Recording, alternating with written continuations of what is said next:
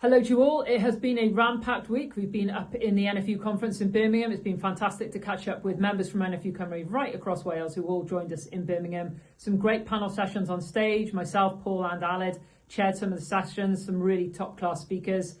We also had a private audience as NFU Cymru with the Secretary of State for Environment, Food and Rural Affairs, Emma Reynolds, where we raised some very pertinent issues, including inheritance tax, our concerns around the Welsh agricultural budget. We talked about the SPS deal with the EU. We raised our worries about the milk price crash in the dairy industry and called for further powers to go to the regulator for the dairy contracts. We talked about our concerns with the castration and tail docking consultation, and we raised the issues surrounding the sheep shearing visas. So some really, really good conversations. And here's some reflections from the rest of those few days. We are here for day one of the conference up in Birmingham for Building Farming's Resilience. Just getting to the end of the day, actually, we've had some fantastic sessions. Paul, what were your reflections? Yeah, it's been a brilliant day. We've had a lot of opportunity not only to speak to all the members, we've spoken to members of Scotland and all over the country.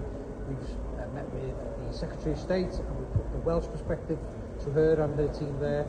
So all in all, a very successful day.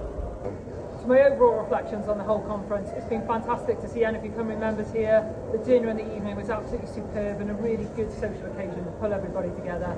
It's been a great opportunity. We want to say a huge thank you on behalf of Paul and myself to Aled Jones, who officially steps down today.